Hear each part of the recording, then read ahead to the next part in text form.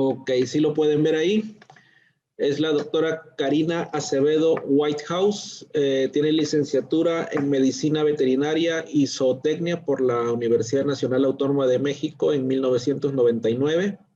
Maestría en Ecología Marina por el Centro de Investigación Científica y de Educación Superior de Ensenada en el 2001. Grado de doctora por la Universidad de Cambridge en el Reino Unido por su investigación en inmunogenética en el 2005. Tiene un postdoctorado en epidemiología en el Instituto de Zoología de la Sociedad Zoológica de Londres del 2005 a 2010. Fue repatriada por la CONACYT a la Facultad de Ciencias Naturales de la Universidad Autónoma de Querétaro. Es profesora investigadora de tiempo completo en la Unidad de Microbiología Básica y Aplicada de la UAC, o sea, la Universidad Autónoma de Querétaro. Desde el 2012 es miembro del Sistema Nacional de Investigadores Nivel 2. Lleva 20 años investigando aspectos de plasticidad inmune, inmunogenética y epidemiología molecular de infecciones virales, bacterianas y parasitarias de poblaciones naturales. Ha dirigido 10 tesis a nivel doctorado, 19 tesis a nivel maestría y 11 tesis a nivel licenciatura. Tiene más de 50 publicaciones científicas y 7 capítulos de libros y ha presentado más de 100 ponencias en congresos colegiados. Actualmente es profesora visitante de la Universidad Andrés Bello en Chile e investigadora asociada del Marine Mammal Center en California. Fue presidente de la Sociedad Mexicana de Mastozoología Marina del 2012 al 2014 y en el 2018 ganó el premio Shani, no sé cómo se pronuncia, a la docencia, y fue galardonada, fue ganadora del premio Alejandrina en modalidad Talento Joven en el 2012 y ganadora del premio IG Nobel 2010 por innovación tecnológica. Bueno, sin más preámbulos, le dejo el tiempo, que esperemos que lo disfrutemos. Le dejo el tiempo a la doctora Karina. Muchas gracias, Cristian, y pues bienvenidos todos a la clase. Voy a compartirles la pantalla, denme un segundo aquí. ¿Ya lo pueden ver? Sí, se ve. Sí, doctora. Vale, gracias. Entonces, bueno, Cristian me comentó que ustedes ya están en 10º semestre, ¿no? Y pues ustedes ya llevaron inmunología, ya llevaron virología, entonces voy a tratar de no clavarme en cosas que si no hubieran llevado esas materias, a lo mejor lo hubiera hecho como mucho más extenso. Pero si de repente digo algo que no les quede claro a lo que me estoy refiriendo, por favor interrúmpanme, ¿no? En el momento que sea, no hay ningún problema. Entonces, bueno, yo quería hablarles pues precisamente de un tema que ahorita de manera, a mi juicio, muy errónea se está dando, que es evitar hablar de la otra cara de la moneda. Y digo que es erróneo porque al final puede acabar generando más de lo que está intentando evitar. Me explico. Muchas de las personas que actualmente reaccionan como si fueran, no sé, sanguijuelas a las que se les echa sal, ¿no? Reaccionan con mucho coraje cuando se llega a siquiera preguntar, oye, pero puede haber efectos adversos, oye, ¿qué es lo que pasa con la vacunación o cuáles son esos riesgos? Reaccionan muy enojados, ¿no? Y es casi como un tema prohibido, ¿no? Y el asunto es que no hablar de estos temas, que yo me imagino que la intención es no hay que fomentar la actitud, entre comillas, antivacunas. Al contrario, lo que va a acabar haciendo es fomentarla. Cuando no hay claridad, cuando no hay transparencia sobre un tema y nos sesgamos con lo que decimos, a mi juicio, lo que acabamos generando es más desconfianza. Y ahorita estamos en un momento en el cual, si no se hacen bien las cosas, si no hay transparencia, corremos un riesgo enorme de que justo esa desconfianza en las vacunas acabe haciendo que otros programas de vacunación sean impactados. Entonces, por eso me parece importantísimo hablarlo, y no solo por eso, también por el hecho de que el conocimiento científico depende del poder dialogar, hablar y presentar todo conforme se vaya entendiendo. Es importante no tener una actitud de dogma en la ciencia. Ustedes están en la carrera de medicina. su formación como tal se basa en la ciencia, aunque la mentalidad que en general las escuelas de medicina dan no es formarlos como científicos. Pero yo argumentaría que como médicos necesitan ustedes tener una actitud científica y eso implica cuestionar forzosamente, ¿no? Entonces, eso es un poco la razón por la cual voy a presentarles este tema que le llamé la otra cara de la moneda, ¿no? Bueno, nos encontramos ahorita en una situación inédita, ¿no?, en el mundo, con una epidemia, pandemia, es decir, que está actualmente en todo el mundo, prácticamente no hay países que estén libres de esto, y que nos ha dado pues una acumulación de casos de COVID, la enfermedad causada por el virus SARS-CoV-2, pues muy grande en poco tiempo, ¿no? Desde el diciembre, el 21 de diciembre del 2019 a la fecha se han acumulado más de 117 millones de casos en el mundo. Y esto pueden ver cómo empezó. Aquí empezaron a curar los datos el 1 de marzo del año pasado. Estos son los datos de la Universidad Johns Hopkins, que se alimenta de los datos de la OMS, y pueden ver cómo se dio esta acumulación de casos. Estos son los casos nuevos confirmados. Tenemos un pequeño bajón aquí y luego ahorita ya hubo un bajón marcado, que ya regresaremos a hablar de esto, ¿no? Ahora, la pregunta a ustedes, ¿no? No me lo tienen que contestar ahorita, nada más pregúntense qué tanto saben de el virus que está asociado a COVID, ¿no? ¿Qué sabemos de él? Bueno, para empezar, pues es un coronavirus. Y un coronavirus es un virus que pertenece a la familia Coronaviridae, está dentro del orden de los nidovirales, es decir, hay más elementos dentro de del orden nidovirales, y dentro de la familia Coronaviridae, si nos vamos a la subfamilia Coronavirinae, aquí tenemos distintos tipos de coronavirus. Entonces, los beta coronavirus abarcan a 3 actualmente, no viene aquí marcado, pero a 3 de los virus que han causado problemas serios. Es decir, hay otros coronavirus que están asociados al humano, pero que circulan como el virus del catarro común, como los rinovirus o los adenovirus, que ni nos enteramos, que causan cosas súper inespecíficas y nadie hace caso. Dentro de esos, que les digo que son muy comunes, hay alfa coronavirus y beta coronavirus. Pero en los beta coronavirus tenemos al primer SARS, al segundo SARS, que es y a MERS. Que MERS, de hecho, tuvo una tasa de letalidad bastante más alta que la que estamos viendo ahorita, pero afortunadamente no se dio una epidemia como tal. Entonces es un virus, ¿no?, de lo que estamos hablando. Y un virus, si ustedes recuerdan, es en sí una serie de instrucciones para generar proteínas y para copiarse. Eso es lo que es un virus, como si fuera un programa, ¿no?, rodeado de proteínas, que para poder copiarse tiene que poder entrar en una célula. Si no entra en la célula, no va a poder hacer absolutamente nada, ¿ok? Y en este caso, el virus del cual se trata, el SARS-CoV-2, es un virus de ARN, tiene una sola cadena de ARN, es un virus envuelto. Entonces aquí tenemos la capita de proteínas de su cápside, aquí estaría su genoma, y luego tiene una envoltura que se la roba de la célula y luego expresa aquí sus glicoproteínas. Estas glicoproteínas, que pues todos ustedes lo han visto, están en las noticias prácticamente todos los días, la glicoproteína Spike, es la que va a interactuar con el receptor. Ahora, ¿quién de ustedes recuerda el nombre del receptor de SARS-CoV-2? EK2. ACE2, exacto. ACE2, que es la enzima convertidora de angiotensinas número 2. Entonces aquí estaría representado y tiene, además, utiliza a otra proteína celular que hace más fácil que pueda entrar. No es que funcione como su receptor. El TMPRSS2 ayuda a cortar la glicoproteína de manera que hace más fácil la entrada. Entra así, aquí está representado, a través de una vía de endocitosis, y luego, una vez que ya está aquí en el citoplasma, empieza a degradar esta cubierta proteica y va a empezar su traducción, ¿ok? Bueno, entonces, al final, ¿qué es lo que va a hacer? Bueno, va a ser la transcripción, bueno, ni siquiera la transcripción, porque ya está en el formato que la célula lee, pero por eso va a empezar a generar proteínas y luego muchas copias, ¿no?, de su genoma. Eso sería en sí lo que hace este virus, que es más o menos parecido a lo que hacen otros virus y es igual a lo que hacen los otros coronavirus. Eso sí, es exactamente igual. Y les pongo acá la referencia a la cual estoy mencionando por si ustedes quieren después consultarlo. Esto está bastante interesante porque es una revisión de todos los coronavirus que hay, ¿okay?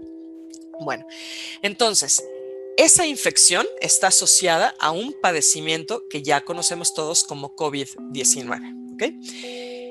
Las muertes por COVID-19, aquí podemos ver cómo se han ido dando a lo largo del tiempo, desde el 1 de marzo a la fecha. También tenemos esa misma bajada, muy pronunciada, muy escarpada, aquí desde enero para acá, que ya platicaremos de eso. Entonces está generando muertes. La pregunta para ustedes, ¿por qué genera esas muertes?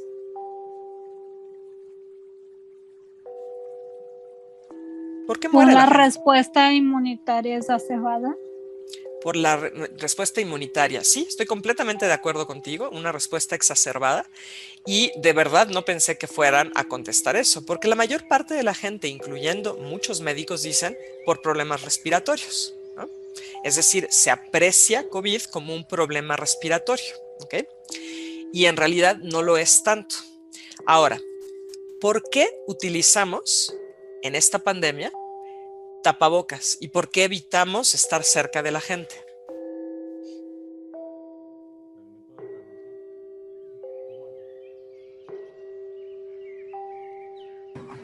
Por el transmisión, ¿no? Por las gotitas.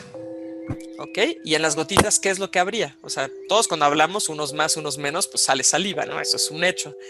Y ahí habría ¿qué cosa? Es disminuir la posibilidad de infección. ¿Pero por qué? Porque en esa saliva va ¿qué? Porque ahí van las partículas pues del virus, o sea. ¿Ok? Eso es lo que todos diríamos y por lo tanto el virus se está replicando en el tracto respiratorio, ¿cierto? Esa es como la lógica, ¿no? Y por eso pues pensamos que es una enfermedad respiratoria, aunque Anne Stephanie comentó adecuadamente que tiene que ver con una respuesta inmune exagerada. Ahorita regresaré a esto.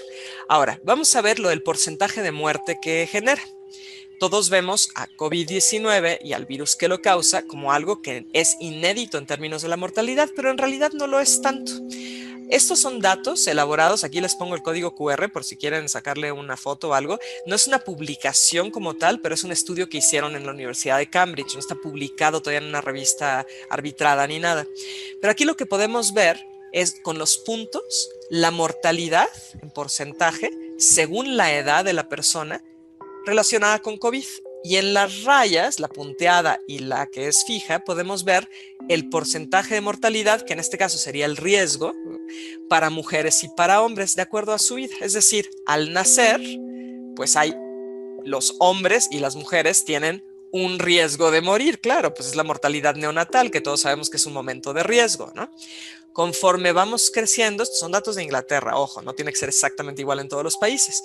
Pues fíjense, antes de los 10 años, antes de los 20, incluso antes de los 29, digamos, COVID es mucho más probable que mueras normal por otras causas que por COVID. Eso es lo que representa. Conforme va avanzando la edad, pues hay un solo punto, a los 70 años, aquí, donde es mayor esa mortalidad para hombres y mujeres.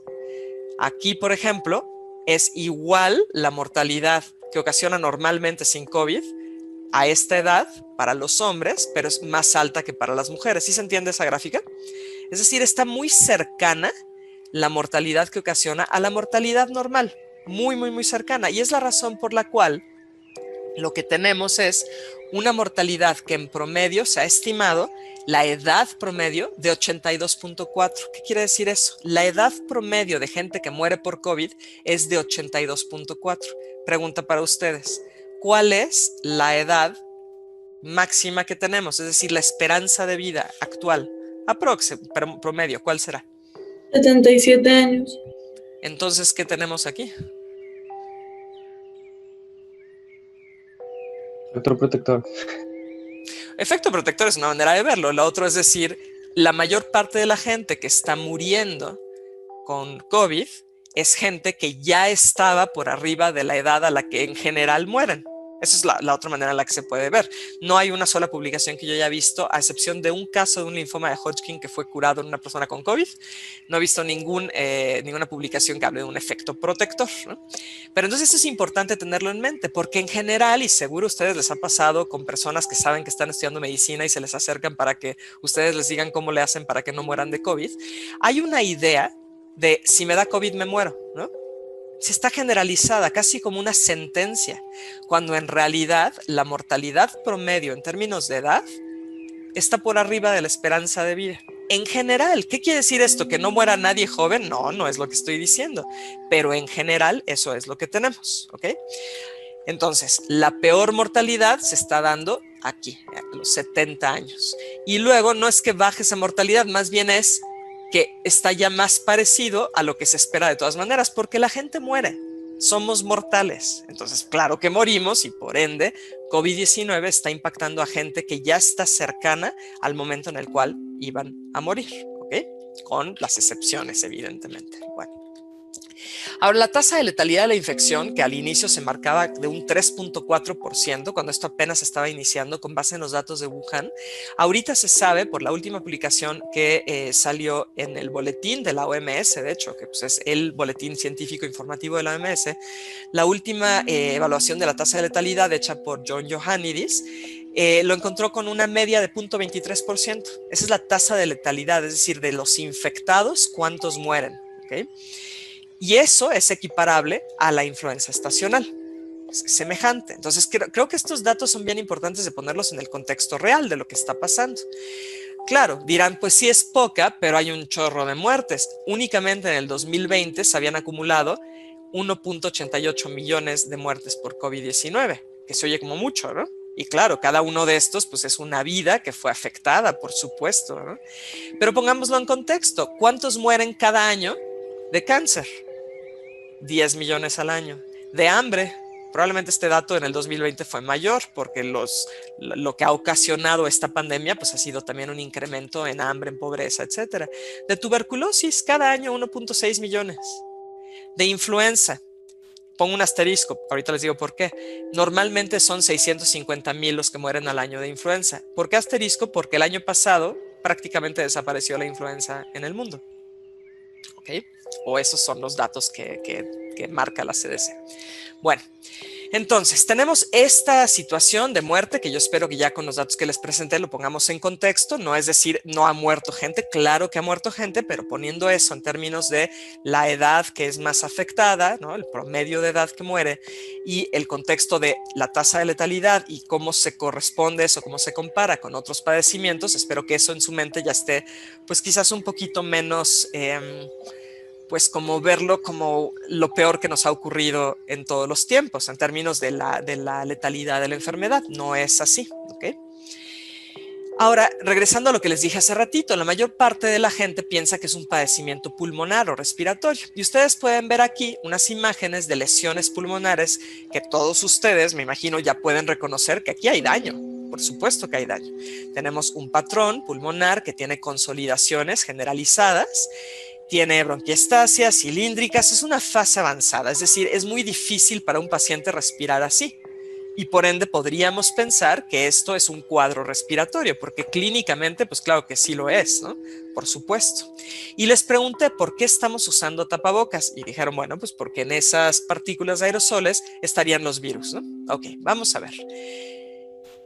Se justifica entonces bajo esa lógica el uso de mascarilla, en particular porque se nos ha manejado que hay muchísima gente que está infectada y no lo sabe, ¿cierto? Entonces si está replicando el virus en un tracto aéreo, pues yo necesito taparme para no estar transmitiéndoselo a alguien más.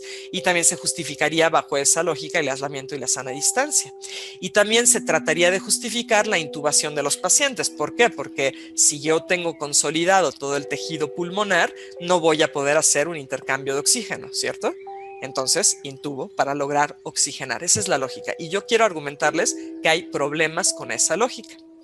¿Conocen ustedes esta página? El Human Protein Atlas. Ok, se los presento. Es una página donde pueden ustedes buscar la expresión, los patrones de expresión tanto de RNA como de proteína de cualquier proteína que el humano tenga en sus células, la que ustedes quieran. Entonces, si tienen curiosidad, si están frente a la pantalla, que todos lo están, pues pueden poner esta dirección y ustedes buscarlo, ¿no? Entonces, si nosotros ponemos ACE2, que ustedes mismos me dijeron que era el receptor de este virus, eso lo sabemos desde hace tiempo, y le dan search, van a poder hacer una búsqueda de dónde es que se expresa ese virus, esa proteína. Y de una vez les adelanto en lo que ustedes lo están haciendo, porque creo que la mejor manera de hacerlo es que ustedes lo vean físicamente. De una vez les adelanto que en realidad, uy, ya no me apareció esa imagen, denme un segundo. Voy a dejar de compartir un segundo y les voy a compartir lo que tengo aquí de internet. Denme un segundo. Okay. ¿Pueden ver ya mi buscador aquí de internet? Sí, doctor. Ok, gracias. Vamos a hacerlo porque la imagen no salió. Me meto aquí y vamos a poner aquí ACE2 y lo busco, ¿ok? Y aquí aparece, es el primero, enzima convertidora de angiotensina. Me meto aquí. Vamos a ver qué células tienen el RNA. Acuérdense que es RNA y luego proteína, ¿no? Vamos a ver qué células lo tienen. Y vean, ¿dónde hay más expresión de RNA de ACE2? En enterocitos, células de Panne, todo esto es digestivo, ¿no? Colangiocitos, estamos aquí, vesícula biliar, riñón, células de Sertoli, ya miren, ¿no? Testículo. ¿Y qué pasó con pulmón? ¿Dónde quedó? Ah, pues miren, células alveolares tipo 1 no detectado, células alveolares tipo 2, vean esto. ¿Qué pasó ahí? Ah, pues bueno, a lo mejor es la proteína, no el RNA. Vámonos a proteína. Nos vamos aquí. Y dice pulmón, ahí está expresado. No hay RNA, pero hay proteína. Ok, vamos a entrar. Entramos aquí y nos dice nasofaringe, bronquio y realmente pulmón no. Si vemos aquí, pongo el cursor, dice células alveolares, no está detectado. En macrófagos no está detectado. A ver, nasofaringe, me meto acá. Células basales, no está la proteína. Células ciliadas, no. Aquí mediano, en estas células, en los ciliary rootlets. Y esto es citoplasma. Es decir, no es una proteína expresada en la membrana. ¿Qué pasó ahí? Ni en nasofaringe tampoco. Ni en bronquios, lo mismo. No detectado. En citoplasma, en esas células nada más. ¿Dónde sí está? En vías urinarias, en tejido reproductivo de hombres, de mujeres, en tracto gastrointestinal. A ver, le voy a dejar que esa información como que se asiente un poco. ¿Les sorprende esto? A lo mejor ustedes escucharon hace poco que en China habían dicho ya no vamos a buscar el virus con hisopados orofaríngeos y nasofaríngeos, lo vamos a buscar de manera anal. ¿Alguien escuchó eso? Porque se prestó a muchísimos memes y cosas, ¿no? Pues la verdad, tienen razón. Porque el virus, si lo que quieres es buscar al virus, búscalo donde están las células que expresan el receptor que usa. ¿Y qué pasó si no está en pulmón, ni en nasofaringe, ni en bronquios? O muy poquito. ¿Qué implica eso? ¿Por qué daría entonces un cuadro de ese tipo respiratorio? Pues tomando la respuesta de Anne Stephanie, porque está reflejando un problema inmune, una exacerbación inmune. ¿Ok? Eso, claro, que tiene connotaciones muy fuertes, ¿no? Porque podríamos hasta decir, pero entonces, ¿por qué estamos todos aislados y con un cubrebocas? Debiéramos tener mejor un pañal, ¿no? Es broma un poco lo que estoy intentando decir, pero vaya, en términos de explicar la presencia de el virus, por lo menos aquí no se sostiene. No estoy diciendo que no exista el virus en pulmón, sino que no hay muchas células que pueda infectar. Pregunta Delmer si habrá otro receptor involucrado. Sí, podría haber otro receptor involucrado. Hay algunos virus donde se conoce que utilizan otros receptores.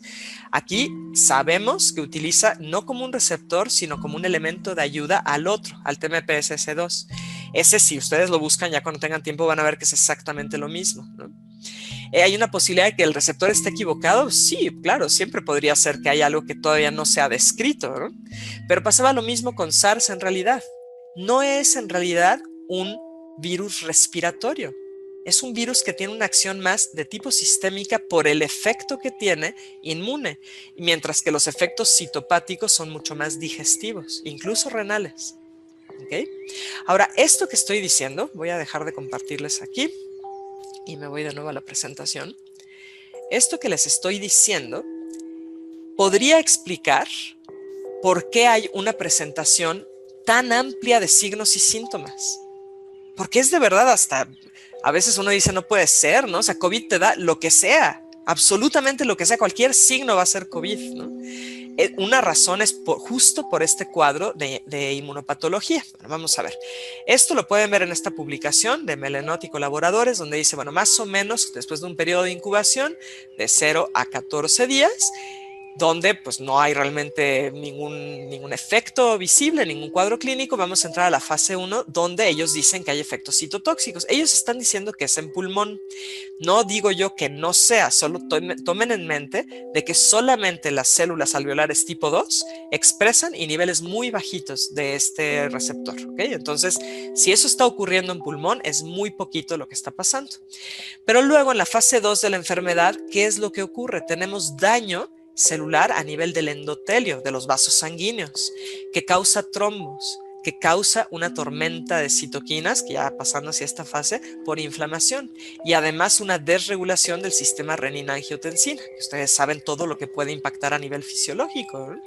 Entonces vean aquí todo lo que está subregulado, todo lo que está sobreregulado, y más o menos después del día 10, si no se logró controlar, va a haber un daño irreversible. Esta publicación está pensando en pulmón únicamente, ¿ok? Pero vean aquí lo que dicen, lo que es importante en todos los casos, una profilaxis con anticoagulantes. ¿Por qué? Porque en realidad lo que está ocurriendo en COVID es esta respuesta de alteración sanguínea y de un problema inmune, que de hecho están relacionados, ¿no? Y que, como les decía, nos explica realmente toda la presentación de signos que hay, signos neurológicos, hepáticos, gastrointestinales, hasta cutáneos. Claro, porque en esencia lo que tenemos es una desregulación inmune aguda sistémica. ¿Ok? Entonces a lo mejor el virus entró, se empezó a replicar a nivel gastrointestinal, y la respuesta inmune que se genera nos va a causar todo lo demás que estamos viendo en todos los demás sistemas y tejidos. ¿Okay? ¿Hasta aquí alguna pregunta? ¿Algo que quieran saber o discutir? ¿No? Ok. Entonces, ¿qué es lo que pasa en términos de esta señalización inmune? Bueno, esta es una publicación del 2016. En realidad está hablando del primer SARS, no del SARS-CoV-2, pero es muy parecido lo que ocurre con ellos, aunque este era más letal que el actual que tenemos.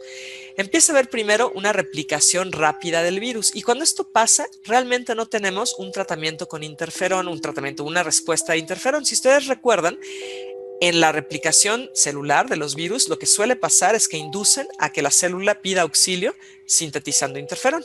Esa es como la manera en la cual piden auxilio estas células que no son células inmunes, son células epiteliales. En la segunda fase, ¿qué es lo que ocurre?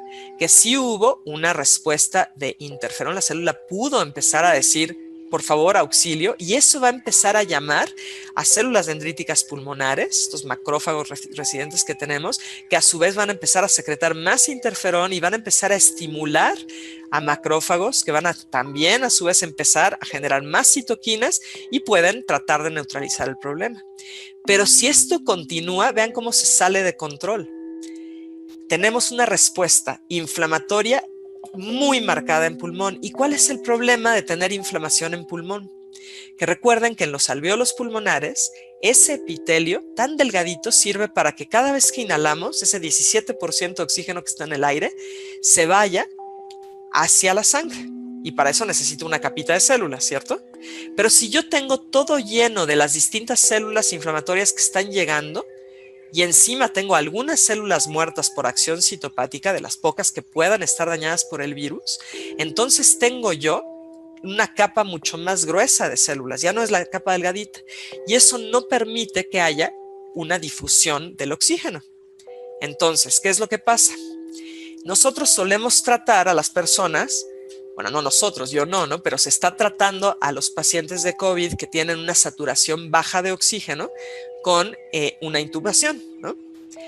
Quiero que todos ustedes, esto va a ser muy, muy gráfico para ustedes, tomen su mano y se tapen la boca, pero séllenla bien, tapen así, por completo, bien sellado.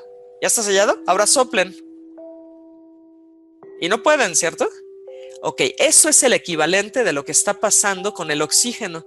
Nosotros intubamos y sería esa acción de soplar, pero no va a pasar ese oxígeno. Y por eso, de acuerdo a las estadísticas, tenemos una mortalidad de 8 o 9, según quien lo reporta, de cada 10 casos intubados. Eso seguramente lo saben ustedes. Paciente intubado casi es paciente muerto. Pero es por eso, porque no tiene un problema de ventilación. No es que los músculos intercostales, el diafragma, la parte del bulbo raquídeo no estén funcionando bien. El problema es que hay una capototota de células que no está permitiendo que el oxígeno pase hacia la sangre. ¿Ese concepto se entiende? ¿Sí? Sí, doctor. Gracias, Ana. Ok, ahora el otro problema que podemos tener es que justo esta respuesta inmune, y sobre todo si se trata de la segunda vez que estamos expuestos a este virus, puede generar un problema de inmunopatología. Sobre todo, aquí tenemos representado a virus, son 3 viriones de SARS-CoV-2 con anticuerpos. Vamos a suponer que esta persona ya tuvo una exposición previa y generó anticuerpos. Ustedes saben que se pueden formar complejos inmunes, estos agregados de virus con anticuerpos. Y el problema con estos complejos inmunes es que suelen viajar por sangre y depositarse en los capilares, estos endotelios pequeñititos, o sea, en la pared endotelial de estos capilares muy chiquitos, que suele ser, entre otros órganos, en pulmones, en los alvéolos pulmonares. Entonces, esto, si lo vemos acá, lo que estaríamos viendo son estos complejos inmunes en el endotelio de estos capilares que están en alvéolos, y estos complejos inmunes se la pasan avisándole a las células inmunes: aquí estoy y necesitas abordar este problema. Es decir, este es un señalizador muy potente de cascadas inmunes. ¿Como cuáles? La cascada del complemento, por ejemplo, el que vengan fagocitos, el que lleguen macrófagos y se pongan a secretar más moléculas proinflamatorias que llaman a más. ¿Y qué es lo que hacemos con eso? Dañar el tejido y entre eso generar trombos. Se están generando trombos aquí que si se sueltan y viajan por sangre, pues el daño va a ser a donde lleguen. Puede ser eso un daño cerebral por una isquemia derivada de un tromboembolismo cerebral, o en riñones, o hasta en articulaciones. Y por supuesto en pulmones, que es muy común que vayan. Entonces esto sería la patología, y ya se sabe que estos marcadores, estas citoquinas, suelen estar muy elevadas en pacientes con COVID severo, lo que nos habla de un cuadro inflamatorio. Y es la razón por la cual los tratamientos que han propuesto médicos desde Italia, desde abril del año pasado, que era con dexametasona, con elementos anticoagulantes, tienen éxito en esos cuadros severos de COVID. ¿Okay? Bueno, por eso se ha dicho esto. Esto fue en agosto en 2005 en Science Daily, que probablemente la conocen, está como sitio de ciencia que está hablando siempre de las publicaciones que salen. Es muy útil para que ustedes rápidamente vean como lo más actualizado en ciencia. Dicen esto, ¿no? El COVID-19 debiera ser tratado como una enfermedad aguda inflamatoria, no como un problema respiratorio. Y ese es el problema, lo seguimos tratando como un problema respiratorio, cuando todo muestra que en realidad no lo es, ¿ok? Bueno, esta publicación también más o menos reciente, de julio del año pasado, donde justo están hablando de la coagulopatía y la respuesta inflamatoria, que es lo que sabemos, ¿no? ¿Dónde tenemos que meternos más hacia eso? Y vean lo que ellos reportan, que hay un tromboembolismo venoso en el 31% de los pacientes que tienen COVID severo, y en estos la mortalidad es altísima, el 40%. Altísima, que se da un embolismo pulmonar en el 81% de los pacientes. Ustedes como médicos en formación, piensen de qué le va a servir a una persona con un embolismo pulmonar que lo intuben. Si es eso nada más y no dan anticoagulantes, no les va a servir de nada, no dan antiinflamatorios, no le va a servir de nada. En estos pacientes que tenían un tromboembolismo pulmonar y no recibían anticoagulantes, la mortalidad era del 100%. Bajaba a 56% cuando eran tratados con anticoagulantes. Entonces todo, como les digo, señala que tenemos en realidad un cuadro inflamatorio severo, fuera de control, y un cuadro de alteración en la coagulación, una coagulopatía, ¿no? Todo esto se deriva de los italianos, este es solo uno de muchos de estos estudios, que pues dijeron, ¿saben qué? Es absurdo que diga la OMS que no hagamos autopsias. ¿Cómo no vamos a hacer autopsias? Que eso sigue siendo un poco la tónica. En nuestro país prácticamente no se están haciendo autopsias de las personas que fallecen, eso ustedes lo han de saber bastante, ¿no? Y en Italia dijeron, no vamos a poder saber cómo mejorar el tratamiento si no hacemos autopsias, y lo hicieron. Y ellos fueron los primeros en darse cuenta de esto que les digo, que en realidad es un cuadro de inflamación severa y coagulopatía, ¿no? Una patología multisistémica que claro que va a tener esta manifestación pulmonar, por supuesto, por lo que ya les expliqué, pero que tiene muchísimas otras cosas, y eso explica explica, como les digo, toda esta parte tremenda en términos de los hallazgos clínicos que se pueden encontrar, el cuadro clínico que se puede ver. Bueno, entonces todos los pacientes requieren intubación, requieren una ventilación mecánica por ese distrés agudo, y la conclusión a la que llegan es que no, que en realidad lo que estamos haciendo es lastimarlos más con eso. Bueno, eso era un poco como la semblanza que quería dar para llegar justo al tema de las vacunas, ¿no?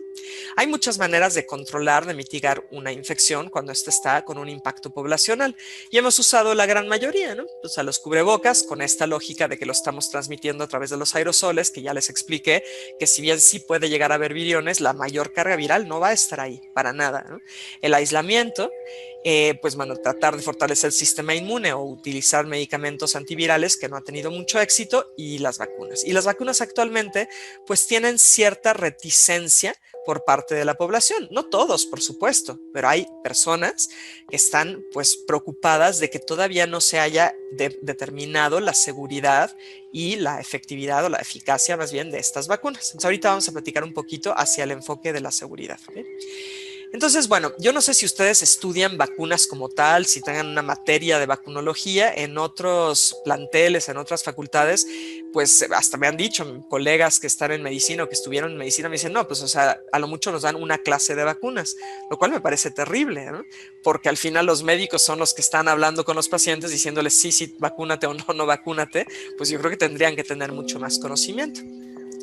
Los primeros en vacunar fueron los chinos y los indios, que hicieron allí una cosa genial para proteger contra la viruela. Digo genial porque ni siquiera habían podido definir lo que era un virus, ¿no? Pues no iban a poder verlo ni de chiste, pero tuvieron mucha intuición al respecto. Y Jenner, después, a finales de 1700, retoma esos conocimientos y él desarrolla una vacuna como tal, que ya era tomar de pústulas de lesiones muy parecidas a la viruela, pero que estaban en una vaca, en las ubres de las vacas, tomaba ese material y eso se lo inoculaba, bueno, en un experimento carente de bioética, porque inoculó a un niño, ¿no? Sin siquiera pedir su permiso, pero logró demostrar que lo protegía contra viruela. Y bueno, no es que toda la población haya aceptado en ese momento las vacunas, para nada.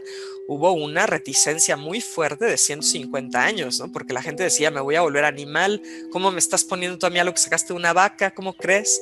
Y hacían caricaturas, ¿no? Era mucha la resistencia. Bueno, eso que hizo él es la atenuación de un virus, porque está tomando un virus de una especie y está atenuándolo, que quiere decir bajando su virulencia o su grado de daño al ponérselo en otra especie, ¿no?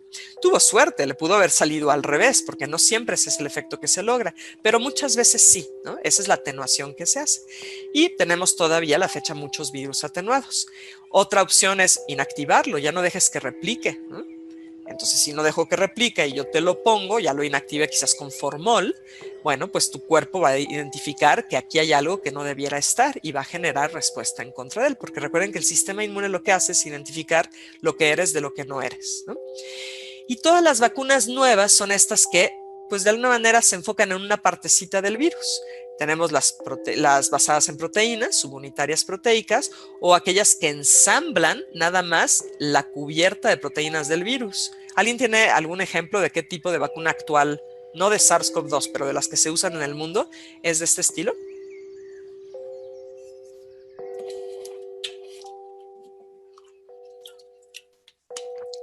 Las dos vacunas que son contra el papilomavirus humano, Gardasil y Cervarix, son de este estilo. Okay. Si alguien dice, es que si me pongo esa vacuna puedo generar que haya una infección de papilomavirus, la respuesta es pues no, porque acá adentro está vacío, no hay nada de material genético, son las puras proteínas, ¿no? Están las partes del virus que usan es el ADN o el ARN, o están los que utilizan a otro virus como un vector viral, lo modifico genéticamente y le meto información del virus contra el cual yo quiero obtener la protección, ¿no? Puede ser uno que no pueda replicar y puede ser uno que sí replique, pero que, digo, con mucha expectativa no me haga daño, ¿no? Esa sería la idea. Y de todos estos tipos de vacunas, los que están aquí marcados con rojo son los que se han desarrollado para SARS-CoV-2, para esta protección. Entonces tenemos inactivadas, proteicas, que todavía no están autorizadas, de ARN y vector viral de replicación defectuosa, ¿ok? Entonces aquí les pongo la lista de las vacunas que ya han recibido una autorización por emergencia, la compañía que lo produce con el país o los países que están involucrados y marco cuáles ya están autorizadas por emergencia en México. Noten que digo autorización por emergencia. Ninguna vacuna de estas de SARS-CoV-2 en ninguna parte del mundo ha sido aprobada y mucho menos cuenta con licencia. Es decir, todas estas vacunas están todavía en una fase experimental. Eso no necesariamente es malo, solo es que sepan que es así y que están autorizadas por emergencia. Esa emergencia derivada de la situación atípica en la que nos encontramos. Entonces en México tenemos la vacuna de Pfizer, pongo en rojo estos nombres porque es como lo conoce la gente. La vacuna de Pfizer, que en realidad Pfizer es el laboratorio, la vacuna se llama Comirnaty, pero pues casi nadie lo conoce así, ¿no? Esta vacuna es de ARN mensajero. En México no se autorizó Moderna, que es del mismo tipo.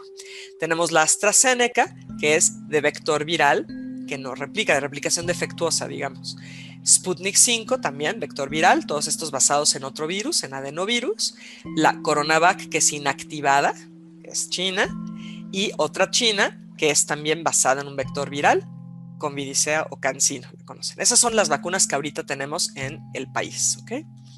Y si quieren leer sobre qué países han autorizado cuáles vacunas y demás, bueno, pueden consultar ese código QR para ver, bueno, pues en cuáles están, ¿no? Puedo adelantarles que en Europa una de las que más está autorizada es AstraZeneca. En Estados Unidos Pfizer y Moderna y apenas van a autorizar la de Johnson & Johnson, ¿no? Pero todavía no está listo. Bueno, entonces lo importante de las vacunas es que sin importar de qué traten, su plataforma, el que sea de ARN mensajero, si es inactivada, si es basada en un vector viral como adenovirus, si es de péptidos, todas lo que buscan hacer es entrenar al sistema inmune. Esa es su lógica. Es decir, hacerle creer al sistema inmune que ya te enfrentaste a ese agente. De manera que cuando te enfrentes al agente, estés protegido. Esa es la lógica de cualquier vacuna. Bueno. Y la segunda condición, aparte de lo que intentan hacer, es que sean inmunogénicas, es decir, que sí estimulen esa respuesta, que den lugar a respuestas del sistema inmune adaptativo. Si esas dos condiciones se cumplen, en términos de concepto, en términos de definición, podríamos decir eso es una vacuna. ¿Por qué digo eso? Pues porque ha habido cierta discusión que si la vacuna de ARN mensajero no es una vacuna, que si es terapia génica. Yo diría es las dos cosas. Pero desde el punto de vista de lo que son las vacunas, pues sí lo es. Solo es una plataforma diferente que se basa en meter información genética que no tenemos nosotros a nuestra célula, ¿ok? Y ahorita explicaré un poco de cómo funcionan. Entonces, bueno, las vacunas inactivadas, aquí les pongo en esquema cómo es que funcionan. Tenemos aquí al SARS-CoV-2, activito, aquí está su genoma, esto en rojo codifica para esta proteína, ahí está, es este virus, ¿ok? ¿Qué le hago? Lo inactivo. Dirían lo mato, pero vaya, ni siquiera nos queda claro si esto está vivo o no, ¿no? Según el tipo de científico al cual le preguntes. Entonces, lo inactivo, si me permiten esa palabra. ¿Cómo lo inactivo? Digamos, exponiéndolo a formaldehído. Y luego, como esto ya no puede hacer copias de sí mismo, ni va a poder entrar en las células, si yo solo se lo pongo así a una persona, no voy a hacer gran cosa. Entonces, le pongo un adyuvante. Lo que más se utiliza, aunque no es lo único, es hidróxido de aluminio, que es una molécula que es proinflamatoria, de manera muy seria hace inflamación. Entonces lo junto, lo acoplo, eso lo inyecto a nivel intramuscular. Y la inflamación es tan fuerte que sirve como una alarma para que empiecen a llegar linfocitos. Eso tarda, obviamente, unos 15 días para que ellos completen su chamba. Y su chamba es pues que las células, en este caso una célula dendrítica que llegó aquí porque hubo inflamación, le presente a estas proteínas que son las que son antigénicas. Se lo presenta y entonces los linfocitos B empiezan a generar anticuerpos. Esa es la lógica. Cuando me vuelvo a enfrentar al virus, pues yo ya tengo estos anticuerpos circulantes, además de células de memoria y ya está, ¿no? Okay. Las de ARN mensajero. El resultado va a ser el mismo, pero la manera en la cual se llega es muy diferente.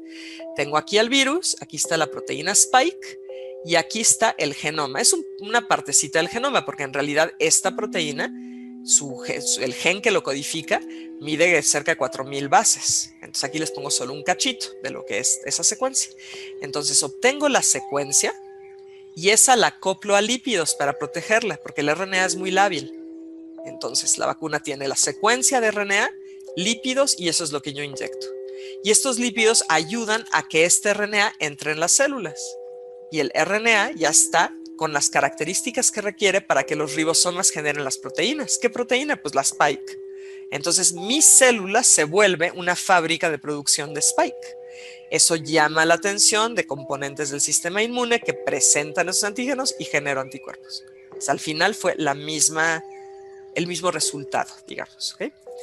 Las vectorizadas son un poquito diferentes, aunque el resultado va a ser el mismo.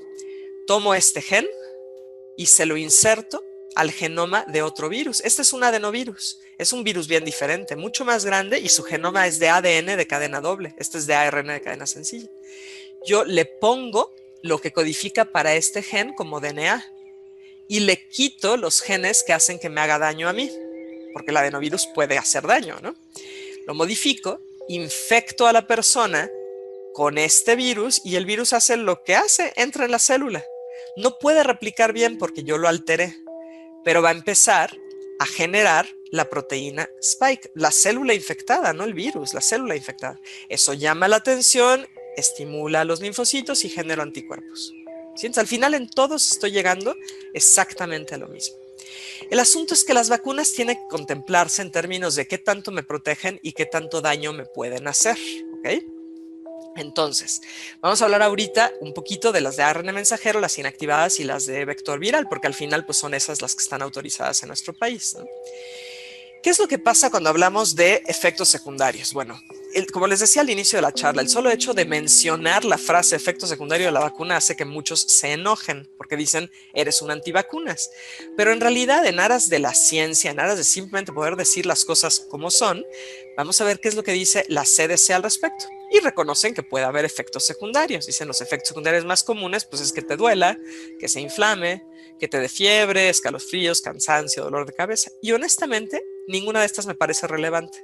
Claro, para quien lo está viviendo en ese momento es relevante, pero son cosas esperadas que lo que están mostrando es que la vacuna causó una respuesta inflamatoria, que ya les expliqué en esos esquemas, que es parte de lo que se quiere. Si nosotros buscamos en la página un blog de la Facultad de Medicina de Harvard, que han estado poniendo muchísimo sobre la pandemia, pues nos dice que sí, también puede haber reacciones alérgicas severas. Es cierto, poco, ¿no? 11 casos por cada millón. Ok, ¿no? Puede esto generar pues problemas que acaben requiriendo adrenalina y por eso la gente tiene que ser observada al menos 15 minutos después de recibir la vacuna, ¿no? Porque no sabes si vas a tener una reacción anafiláctica, ¿no? Y ponen como un efecto secundario muerte inexplicable, ¿no? Bueno, es curioso que manejen eso como un efecto secundario, es bastante serio, y ellos mencionan, ¿no?, de que sí hubo en Noruega, por ejemplo, un reporte de 23 muertes entre personas grandes que recibieron la vacuna, ¿no?, personas ya mayores, y pues claro que eso es preocupante, pero se necesita más investigaciones, por lo menos lo están diciendo ahí, pero en general lo que tenemos es este tipo de admisiones de efectos secundarios, pero la cosa va mucho más allá de eso, porque eso estaría hablando de los efectos inmediatos. Y esos, como les digo, me parece que no importan demasiado. Claro, si es una reacción anafiláctica, sí. Pero ¿qué es lo que puede pasar al par de meses o a los 6 meses cuando esa persona se enfrente al virus silvestre, el virus wild type que puede estar circulando? Bueno, ahorita regreso a esa pregunta. Nada más decirles que sí existen, al menos en Inglaterra y en Estados Unidos, páginas oficiales que reportan estas reacciones adversas a las vacunas. Se llama VAERS, por Vaccine Adverse Effect Report System de COVID. Y pueden ver que al 26 de febrero, fue la última actualización, ya se habían dado 1.265 muertes y 25.212 reportes de reacciones adversas. Una reacción adversa de muerte es seria. Ustedes estarán de acuerdo conmigo, no es cualquier cosita. Ahora, a lo mejor se puede decir 1.265 muertes de casi 60 millones de dosis, pues es muy poco, ¿no? Y claro, es muy poco. Nada más tomen en mente que la misma CDC indica que muy poquitos de los casos de efectos adversos llegan a ser reportados, porque eso es de reporte del médico o del paciente, así tal cual, y mucha gente, ni médicos ni pacientes, saben que existe esta página, entonces reportan muy poquito. Eso es admisión de la misma CDC. Bueno, ahora, no piensen que es pura gente más grande. Claro que hay gente de más edad, más de 75, que son las que corresponden a esas muertes. Esto no está actualizado con esto fue un par de semanas previo. Pero lo que me interesa es que vean que hay otros grupos de edad donde también se han dado muertes, incluyendo recién nacidos. Es decir, la vacunación de mujeres embarazadas ha llevado a al menos 2 docenas de abortos, ¿no? Lo cual estaría aquí en menos de 3 años. Entonces, no solamente son personas mayores, ¿no? Es algo muy parecido en Inglaterra. La vacuna Pfizer y la AstraZeneca pues sí han generado muertes, ¿no? Con reacciones adversas determinadas. Lo que está entre paréntesis son el número de muertes, es decir, al 7 de febrero llevaba la vacuna de Pfizer 173 muertos y este número de reacciones de personas afectadas, pero no todas murieron, ¿no? 150 muertes de 20.428 personas que tuvieron efectos. ¿Por qué este número es más grande que el número de personas? Porque una persona puede tener más de una reacción adversa, ¿no? Puedes tener una erupción cutánea y un dolor abdominal, por ejemplo, ¿no? Entonces, por eso es que este número es más grande.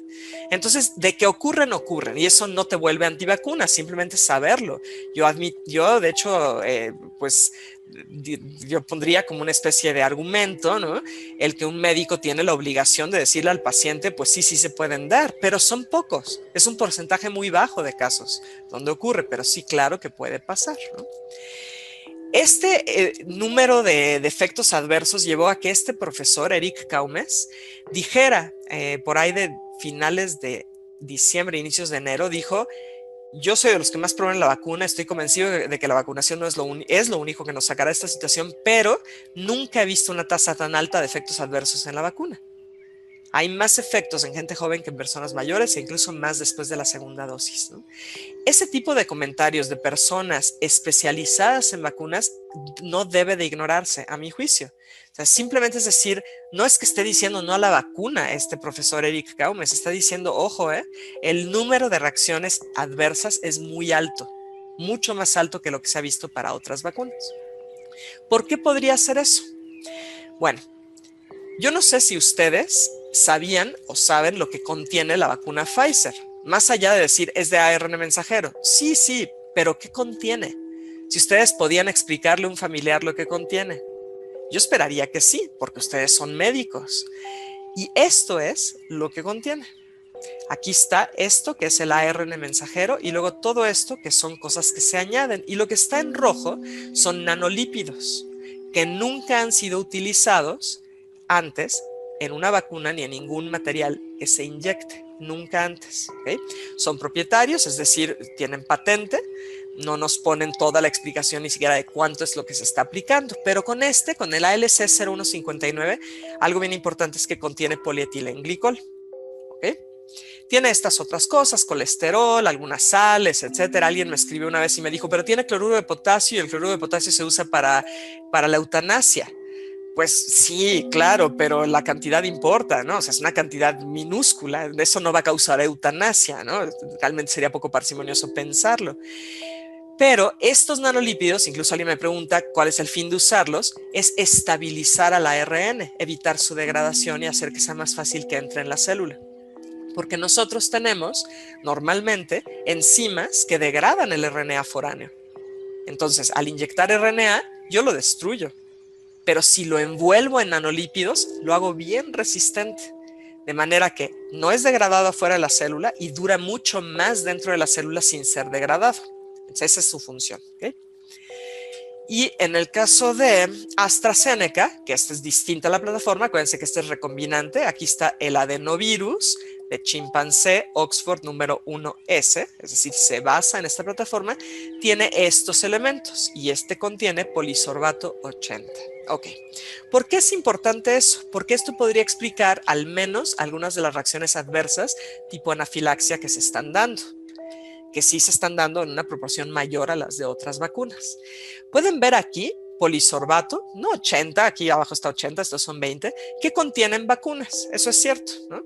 Todas estas vacunas tienen esto y sabemos la cantidad, es decir, nosotros hemos estado expuestos en vacunas a polisorbato, ¿cierto? Pero ¿qué pasa con el PEG? No hay ninguna vacuna que tenga PEG hasta ahorita. Y ni siquiera sabemos la cantidad porque no lo dicen, porque les digo que son productos patentados, propietarios y que no se han soltado porque siguen en autorización por emergencia, no están ya aprobadas. Entonces es la primera vez que vamos a tener exposición a PEG. Y el problema con eso es que se sabe, por estudios epidemiológicos previos, que más del 50% de la población tiene anticuerpos anti-PEG.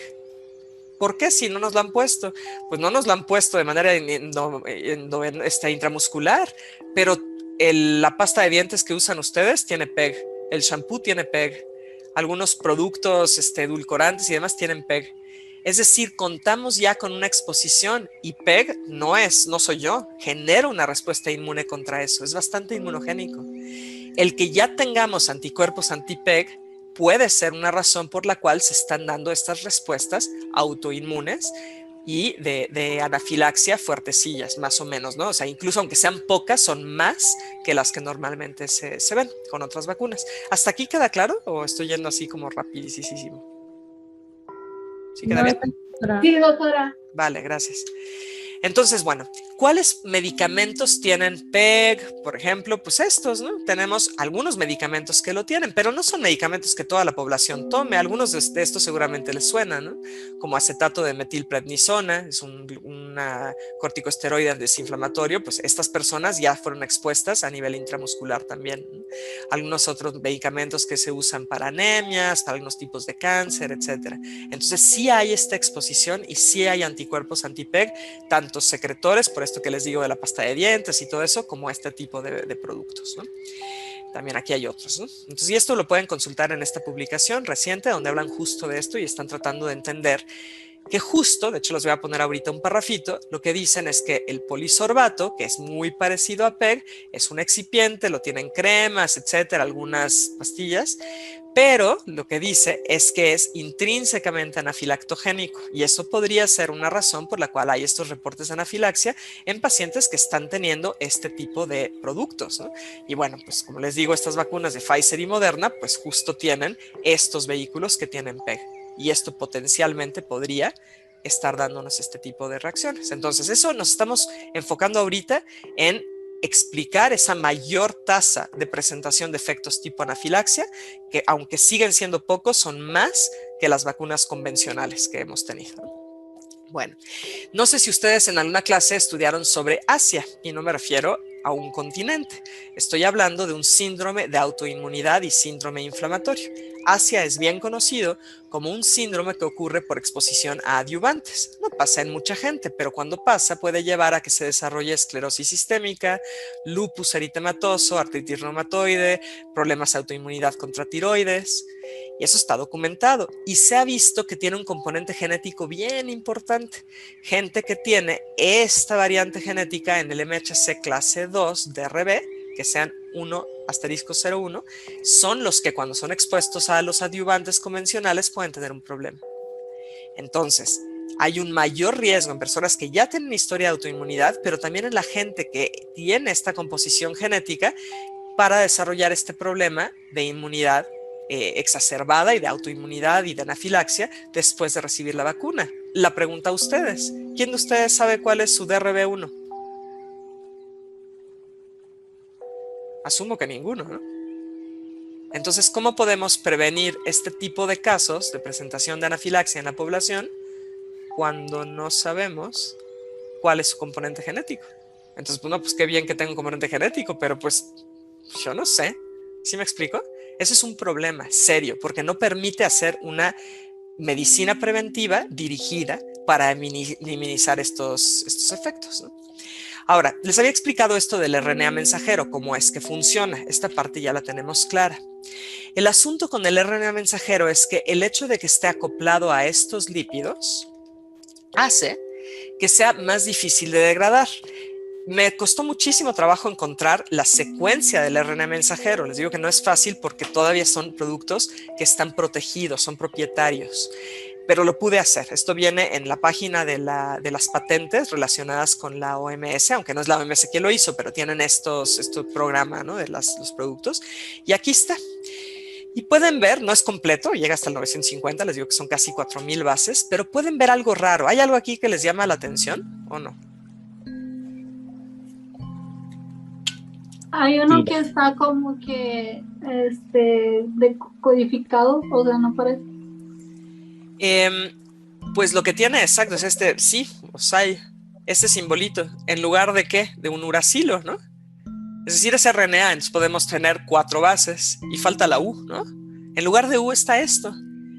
Esto implica que son bases metiladas. Y el que sea una base metilada hace que sea mucho más difícil de degradar. No estoy diciendo que lo vuelva invencible, pero lo protege. Entonces, el RNA mensajero va a estar mucho más tiempo en la célula, y es RNA que no es nuestro, generando la proteína spike constantemente, ¿no? Está sacando esa proteína. Bueno, el asunto es que en el 2017 un grupo de investigadores que de hecho trabajan, estos investigadores en Moderna, en la compañía farmacéutica Moderna, estaban viendo en ratones, en modelos animales, una vacuna contra influenza hecha de RNA mensajero. Les adelanto, ninguna vacuna de RNA mensajero ha sido autorizada para humanos, ha sido aprobada mucho menos, pero ni autorizada antes de SARS-CoV-2 para humanos. Ninguna. Eran experimentales y se estaban viendo en modelos animales. Y esta de influenza se estaba viendo en modelos animales. La de SARS-CoV-2, ni Pfizer, ni Moderna, ni ninguna otra, se evaluaron en animales. Se saltaron esos estudios preclínicos. Pero tenemos esta información de estudios previos y de vacunas previas. Entonces, en los ratones inyectados con la vacuna basada en RNA mensajero contra influenza, vieron que no se queda en el sitio de inoculación. No se queda el RNA mensajero ahí. Ni siquiera se queda ahí y en los nódulos linfáticos, que es lo que esperaríamos. Se va a otros tejidos, se va a cerebro, se va a pulmones, se va a corazón, se va a hígado. Se distribuye ese RNA mensajero vacunal a todos lados y la degradación era mucho más lenta. Podían llegar a encontrarlo varias horas después de lo que se espera que el RNA mensajero sea degradado en las células. Y eso lo que implica es que explica el cuadro de inflamación que se vio en los ratones, o por lo menos podría tratar de explicarlo, ¿no? Esa inflamación severa. Entonces, esos lípidos están ayudando a que se mantenga el RNA estable, pero a su vez ayuda a que se distribuya a otros tejidos y a que curse con una inflamación severa. ¿Okay? Ahora recuerden esto, la inmunopatología que habíamos hablado, que ya es la explicación o una de las explicaciones del cuadro COVID, pues esta puede ser exacerbada por este tipo de cuadros. ¿Por qué? Y eso es independientemente de que sea la vacuna de RNA mensajero o no. Si yo inyecto con una vacuna y genero anticuerpos, esos anticuerpos, cuando se enfrente la persona al virus, van a generar estos complejos inmunes, que ya lo hace el virus en la persona de todas maneras, pero ahora tengo muchísimos más anticuerpos, o tengo anticuerpos y antes no tenía casi, ¿no? Estos van a llevar a este cuadro, que es COVID. No sé si me explique lo que intento decir aquí. La vacuna, por la respuesta que induce, va a acabar generando el cuadro de COVID, no porque la vacuna induzca a que el virus prolifere. Claro que no, la vacuna no tiene el virus vivo, pero la vacuna, por el mecanismo de acción, puede contribuir a generar el mismo cuadro que conocemos como COVID. También hay otro fenómeno que ha sido estudiado y que Lee y colaboradores el año pasado dijeron, ojo, hay este riesgo con todas las vacunas, que es que los anticuerpos que generamos con la vacuna quedan con menor afinidad a las variantes nuevas del virus. Ustedes saben que este virus muta, es un virus de ARN y eso es lo que hacen los virus de ARN, mutan rápidamente. Entonces, si hay cambios en la proteína Spike, estos anticuerpos ya no le van a quedar muy bien. Y si no le quedan muy bien, cuando un macrófago a través de su receptor de la fracción cristalizable, esta región conservada de los anticuerpos, lo meta, cuando eso pase, no eran anticuerpos neutralizantes. El virus apenas está agarrado, es como una mano que se agarra aquí y aquí está súper bien agarrado, no me puedo zafar, la mano que tiene el reloj no se puede zafar. Pero si esta mano del reloj cambió y ahora solo tiene esto, a mí ya me está costando trabajo. Estoy pudiendo permitir que el virus se salga. Ese es el concepto de un anticuerpo que no es neutralizante. Eso puede pasar cuando hubo cambios aquí. Y entonces lo meto en la célula y lo que estoy haciendo es ahora ayudar a que los virus entren a la célula y generen más viriones. Eso se conoce como enfermedad magnificada por anticuerpos. Y esto se sabe qué es un riesgo de las vacunas.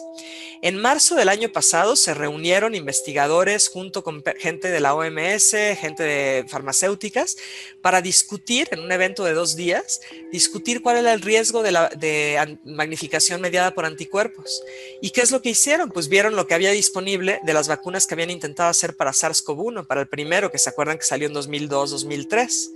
Bueno, lo que vieron es que 11 estudios independientes realizados en distintos modelos animales, en todos encontraron evidencia de inmunopatología, en todos. Sin importar el tipo de vacuna, tenemos inactivadas, recombinantes, proteicas. Aquí no hay de ARN mensajero porque no se usaba en ese tiempo, pero en todos se registró inmunopatología cuando los animales vacunados eran expuestos meses después al virus silvestre. En todos. Y en este murieron todos los animales por un efecto de amplificación por anticuerpos que llevó a una inflamación severísima en el hígado. Murieron todos de una hepatitis fulminante. Esto es el metaanálisis de este estudio que les digo que hicieron los creadores de las vacunas que tenemos ahorita. Y lo publicaron. Esto fue publicado en mayo. Y su conclusión fue, bueno, sí puede ser. Esto fue tanto de ellos como de esta publicación. De hecho, sí puede ser que haya AD. Se ha reportado para el primer SARS, para MERS, para otros virus, sí puede ser. Sin embargo, no hay datos clínicos todavía. Pues no, claro que no, porque pues apenas se iban a empezar a echar a andar esos estudios. Claro que no lo hay. Entonces va a ser crucial evaluar la ocurrencia de esta amplificación mediada por anticuerpos. Y eso podría ser la razón, este tipo de fenómenos, junto con la inmunopatología, que esté llevando a este tipo de noticias. Esto es muy reciente, esto de hecho salió el día de hoy o ayer, no me acuerdo, que Dinamarca, Noruega e Islandia suspenden temporalmente la vacunación con AstraZeneca. ¿Por qué? Porque se formaron trombos. ¿Se acuerdan lo que vimos de la inmunopatología? Ese tromboembolismo justo se está formando en personas vacunadas. Eso es serio, eso es algo muy serio. Sobre todo cuando la gente vacunada acabe siendo expuesta más adelante a el virus silvestre. ¿Sí? Ahora, hay un riesgo, ya casi terminamos, hay un riesgo adicional con esto de algunas de las vacunas. Hablo específicamente de las vacunas vectorizadas en el adenovirus. Y esta historia, de verdad va a parecer que me la estoy inventando. Ojalá me la estuviera inventando. No es así.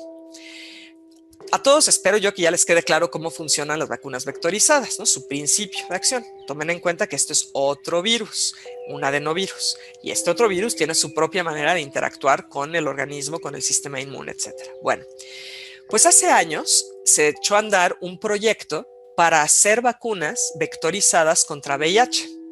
Vacunas basadas en adenovirus. Y echaron a andar un estudio de seguridad de fase 3, de hecho, con miles de personas, y lo tuvieron que parar. Eran 2 estudios independientes. Se había invertido millones y millones de dólares. Pues imagínense ustedes lo que implica para una farmacéutica la ganancia que implicaría tener una vacuna contra VIH. Una locura, ¿no? Entonces invirtieron muchísimo dinero y tuvieron que pararlo porque vieron que los vacunados tenían más riesgo de tener VIH. Se supone que una vacuna te protege, no te hace más susceptible, ¿no? Entonces, esta publicación que pueden ver ustedes aquí es reciente. Esta salió hace poquito, el año pasado, en octubre, el 31 de octubre, donde en la revista de Lancet dijeron, tengan cuidado, y explican todo esto. Hablan de lo que hicieron hace tiempo con estos estudios de la vacuna vectorizada contra VIH, cómo incrementó el riesgo de adquirir VIH. No es que la vacuna les diera VIH, es que incrementaba su riesgo de infectarse, en particular en hombres que no estaban circuncidados. La circuncisión, ustedes seguramente lo estudiaron en virología, ayuda a disminuir el riesgo de VIH. Entonces, hombres no circuncidados que eran vacunados con esta vacuna tenían mucho más riesgo de tener VIH, incrementaron las infecciones en este grupo, ¿no? Y tuvieron que parar. Entonces, en esta publicación, investigadores que fueron parte de estos estudios dicen, tengamos cuidado, porque el uso, vean aquí, el uso de una vacuna contra SARS con esta plataforma va potencialmente a incrementar el riesgo a VIH, porque no tenía nada que ver el hecho que la vacuna vectorizada era de VIH. El problema es el vector. El problema es el adenovirus, que por la interacción que tiene con el sistema inmune, acaba haciendo que proliferen en epitelios más justo las células inmunes que VIH utiliza, que ustedes han de saber cuáles son, ¿no? Los linfocitos TCD4 y se apoya también en células dendríticas. Entonces están diciendo, cuidado con esto, ¿no? Y bueno, pues cuando yo me metí a buscar más al respecto, porque yo no sabía sobre esto, me encontré con esto. Una publicación en la revista Science del 2014. ¿Vieron quién es el primer autor? Todos ustedes han de conocer este nombre muy bien. El primer autor de este estudio, que fue un estudio donde trataron de ver qué había pasado con esas vacunas, justo estudiaron el hecho de haber usado adenovirus como el vector para creación de vacunas VIH. Su conclusión, ustedes pueden buscarlo, su conclusión es: no se deben de hacer vacunas contra ningún virus con esta plataforma de adenovirus. ¿Recuerdan cuántas de las 5 vacunas autorizadas en México son de este tipo? 2, ¿no? 3. 3 vacunas, la Sputnik, la AstraZeneca y una de las chinas. 3 de las 5 son de esta plataforma. Es algo serio. Vuelvo a decir, no estoy diciendo que lo que hagan es generar VIH. Hace que incremente el riesgo. Y por eso en poblaciones donde ya hay un alto riesgo de VIH o hay una alta prevalencia de VIH, o en personas que tienen más riesgo de contraer VIH, como quienes, personas que practican sexo anal, personas que comparten jeringas, etcétera, esas personas no debieran recibir esta vacuna. Y eso no se está diciendo. ¿Sí? Bueno, entonces esto es bien importante, que no vayan a quedarse con la idea que digo que contienen esas vacunas al virus del SIDA. No es eso. Por la interacción de adenovirus con el sistema inmune incrementan el riesgo de infectarse si la persona está expuesta al virus. ¿Ok? Entonces, bueno, eso es bastante serio. ¿Por qué? Porque podríamos, si me permiten la frase en inglés de one size does not fit all, podríamos ver así a las vacunas. Ahorita, después de haber hecho fase 3, es decir, esta fase de seguridad y efectividad, ¿no?, con las vacunas que ya están autorizadas, que no han terminado. Ustedes chequen la página de Pfizer o el registro de estos estudios en la CDC y en la FDA y verán que terminan a finales del 2022. La fase 3 continúa. Entonces, con fases 3 que están todavía inconclusas y que no incluyeron a todo tipo de personas, es decir, se hicieron con personas de 16 a 18 años a 55, 65, excluyeron personas mayores, no incluyeron personas con VIH, prácticamente ninguno de estos estudios, no incluyeron personas con diabetes, con hipertensión, no incluyeron mujeres embarazadas, no incluyeron niños.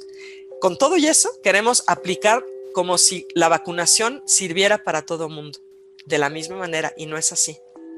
Necesitamos saber cuáles son los efectos que pueden causar en diferentes edades, con distintas condiciones fisiológicas, como decía el embarazo, con distintas condiciones patológicas. El doctor Hugo López-Gatell dijo hace como un mes de que no pasaba nada si hacíamos una mezcla de vacunas, un mix and match, ¿no? Que primero te pongan la Pfizer y después te pongan la que ustedes quieran, AstraZeneca. Eso es una locura. Es una irresponsabilidad. Ni siquiera ha habido un intento. Ahorita ya creo que en Europa están empezando a hacer el estudio, pero no tenemos nada de información de qué es lo que causa. Estamos jugando con fuego y no se está haciendo un esfuerzo por identificar grupos de riesgo a estos tipos de vacunas. Gente que tenga condiciones inflamatorias fuera de control, gente que tenga predisposición a una eosinofilia que cause respuestas tipo TH2 también, gente que tenga asma, gente que tenga riesgo a VIH. Nada de eso se está haciendo. Yo creo que como médicos tienen ustedes la obligación de cuidar por la salud de la gente, no de simplemente seguir las reglas, cuando esas reglas no tienen necesariamente, no en todos los casos, pero en algunos, no tienen un sustento científico. Bueno, entonces, no sé si tienen preguntas. Yo ya me pasé algunos minutos, me dijeron 1 hora, pero traté de hacerlo lo más conciso que pude. No sé si tienen preguntas. Muchas gracias. Yo tengo el cuerpo... el cuerpo humano produce naturalmente proteínas para tratar o para controlar ciertos tipos de cáncer, a las células cancerosas, ¿sí? Estuvo circulando anteayer en internet una noticia de que investigadores del Sloan Kettering, un centro de oncología, demostraron en el 2018 que la vacuna RNA mensajero detiene la producción de estas proteínas, con lo cual significa que se puede incrementar o se puede promover el desarrollo de cáncer. Sí, Sí, lo sé. No quise hablar de eso porque es muy nuevo, la verdad, y no me gusta hablar de temas que todavía no he tenido oportunidad de revisar bien y estar segura de la información, ¿no? Porque es justo ahí donde puede uno acabar diciendo algo que después digan, ah, Karina dijo esto, ¿no? Y estoy tratando de evitarlo, pero sí, claro, si eso tiene un sustento científico con más de una publicación que esté riguroso y demás, yo creo que es algo muy importante que se tiene que tomar en cuenta, ¿no? Porque el cáncer ya es un problema serio. Les mostré cuánta gente muere de cáncer al año, ¿no? Es un problema serio y pues me imagino que nadie quisiera eso como un efecto secundario. O sea, sabiendo lo que ustedes saben en términos de la mortalidad, de la tasa de letalidad, pues me imagino que verían muchísimo peor desarrollar cáncer por una vacuna que el enfermarse de ese virus, ¿no? Yo me imagino, ¿no? Pero al final, bueno, es una decisión personal. Si para alguien dice, no, o sea, para mí el COVID es una sentencia, ¿sabes qué? No me importa que me pueda pasar lo que sea, ponme la vacuna. Bueno, está bien, pero por lo menos con conocimiento, ¿no? Eso, Cristian, que comentas, a mí me pareció muy fuerte, muy, muy serio, sobre todo considerando el número de vacunas que se está aplicando, ¿no? A mí, haciendo una analogía con esto que dices con lo de VIH, yo me impacté, ¿no? Cuando vi esa relación que además es sabido, pues el mismo Fauci fue el primer autor de ese estudio, ¿no? O sea, qué cinismo. Saben que esa vacuna puede incrementar VIH y no les importa, ¿no? Bueno, me quedé pensando y dije, pues para las farmacéuticas en esencia, pues sería como que les llegó la Navidad antes, ¿no? Porque el VIH tiene antirretrovirales, no te cura, pero tienes un cliente cautivo por años y años y años y años, ¿no? Entonces, pues a lo mejor la lógica es, bueno, ¿qué más da, no? Pues si hay más gente con VIH en el mundo, pues de todas maneras podemos venderles antirretrovirales. No digo que eso sea en esencia lo que está ocurriendo, pero sí me parece algo serio, que se sepa que esas vacunas vectorizadas incrementan el riesgo de infectarte de VIH y lo permitan, y pasaría algo así como con lo que dices del cáncer. Ahora, claro, puede ser en ese caso que no sabían eso, ¿no? Que eso no se sabía y ahorita se tiene que tomar en cuenta, pero ese es justo el problema que ocurre cuando permitimos algo a nivel masivo, cuando ese algo no tiene más de un par de meses de estudio de seguridad en la gente y que se saltaron olímpicamente los experimentos preclínicos, todo lo que tiene que ver con animales. No humanos, ¿no? Eso me parece realmente serio, ¿no? Sobre todo entiendo que la gente ahorita esté diciendo, híjole, ya no me importa, tú ponme la vacuna para poder regresar a la normalidad, pero tendríamos que ver si realmente vamos a regresar a la normalidad. Ya no me daba tiempo de explicárselos. Ahorita, un segundo, Lisa, déjame nada más, digo esta idea. Hace un par de días hubo un summit, una reunión científica en Ohio, virtual obviamente, sobre vacunas. Y ahí un investigador, Van der Boscher, él que lleva años trabajando en GlaxoSmithKline, en Merck, bueno, muy, muy famoso él. De hecho, él fue el que guió la elaboración de las vacunas de ébola. O sea, no estamos hablando de una antivacuna, todo lo contrario, ¿no? Él en ese congreso dijo, estamos yéndonos de cabeza a una situación insostenible. Nunca se debe vacunar contra un virus con esta tasa de mutación en medio de una pandemia, porque lo que vamos a hacer es seleccionar resistencia vacunal. Y yo ya les expliqué lo que ocurre cuando no queda perfecta el anticuerpo con el antígeno. Entonces dice, cuidado, estamos creando un monstruo y lo único que vamos a hacer es tener muchos más casos y muchísima más inmunopatología.